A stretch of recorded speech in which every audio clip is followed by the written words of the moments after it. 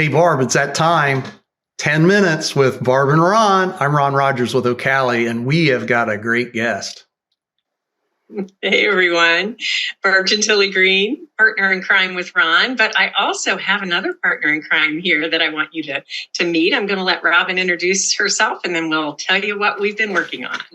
Well, if there's going to be a partner in crime for me, I would love to be a partner in crime with these two wonderful individuals. So, hi, I am thrilled to be here today. My name is Robin Cunconan-Lahr, and I wear a couple of hats. I am a practicing attorney representing primarily children with disabilities in special education matters, and I also work in higher education, preparing future teachers to become wonderful teachers, hopefully using the Universal Design for Learning framework. Right. And Robin, tell everybody where we met. Oh, in Twitter-X universe.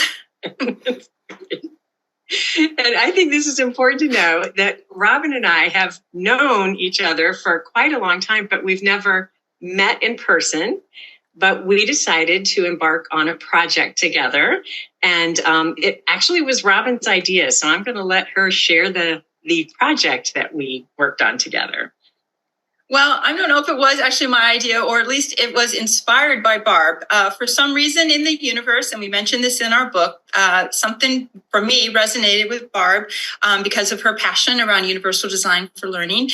And my idea that as an attorney, sometimes we get caught up in too much of the law, too much of, it requires us to do this, and somewhat of a negative thing. And I feel like we need to do more bridging and working together, under the law, but making sure that we are collaborative with all the educators, all families, and students. And so the idea just sort of merged that with Barb's background and expertise and some of my background and expertise to write a book, because it would give us a tangible deliverable to help others understand our vision, and hoping that that vision would then have impact in real life for students, families, and educators.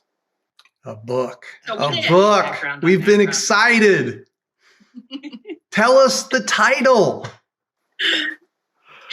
The title is Designing for Inclusion. UDL is a catalyst for... Oh, Rob, this is terrible. Help her, Robin. What's the subheading? So, now, Ron, you'll have to edit this out. I'm not editing anything out. This is the good stuff. UDL is a catalyst in the IEP process. Yes, there we go. Right. We've only worked on it for 2+ years. You'd think that would be like embedded in our brain, but actually the title came last, right? We wrote the book and we let the book tell us what the title was, and it was published by CAST, our UDL friends at CAST, and I'll talk about a supportive group there. But we thought for this episode we would just kind of give you a brief overview of like the content of the chapters a little bit, and then we can go a little bit deeper if there's interest. So, Robin, why don't you start with some of the beginning chapters and Sure. Yeah. So our beginning chapters, we would like to give, as in true UDL fashion, a background information, a background knowledge for our readers. And so we provide a brief overview of the special education law, which many in our audience probably know as the Individuals with Disabilities Education Act.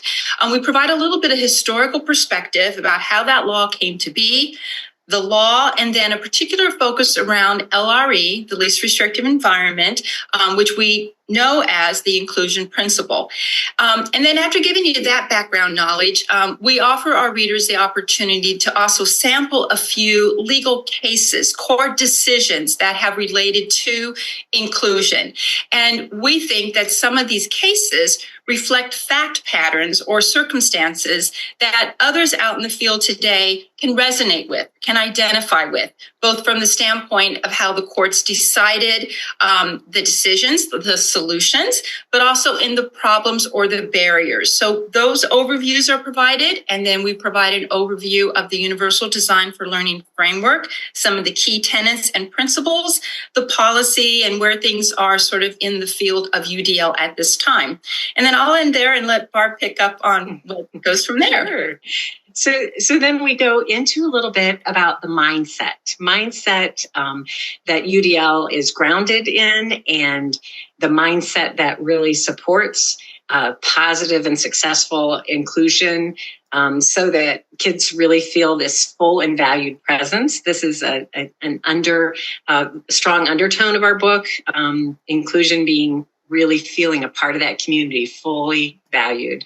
And so we talk about that and kind of then make the connection of how UDL can provide some very concrete examples and samples and ways to take that mindset and the instructional practices together and to change things for kids so that it really is that full and valued presence. So there's a chapter with a lot of different barriers that we might see that get in the way of successful inclusionary practices, and then some solutions that address those barriers.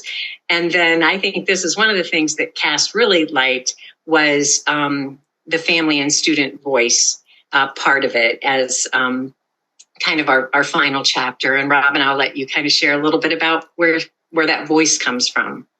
Yeah, I think that this, the student and learner voice is embedded throughout the book, but we have devoted one chapter because we really do want our readers to really think more intentionally about the authentic voice of our learners, what they are feeling, what their perspectives are, and how that can really inform IEP teams, not only in engaging learners in the IEP process, but also allowing students to really have a more active and engaged role in what they are taught and understanding how they learn, that sort of idea of expert learning.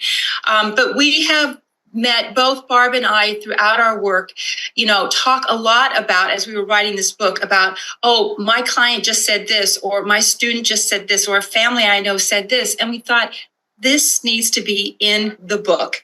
And so that really is what informed us to make sure that we have those pieces in there as a way to help teams going forward think differently about how to use the various individuals. So, yeah. Man, I'm going to interject. We've got like 2 minutes left.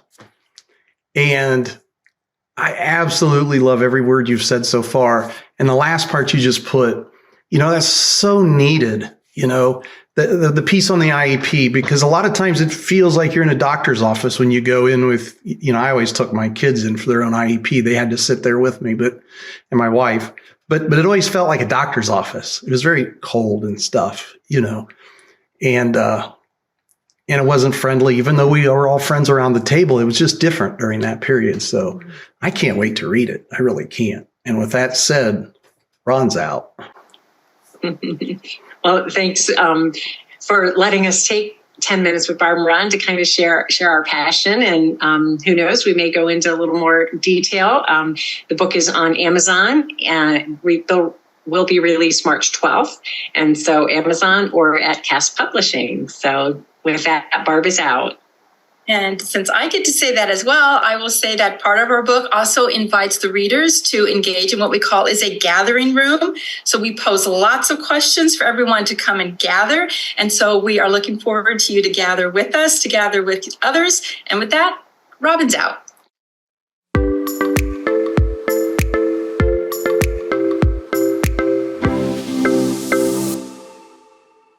YouTube, please subscribe. Like, comment, and share.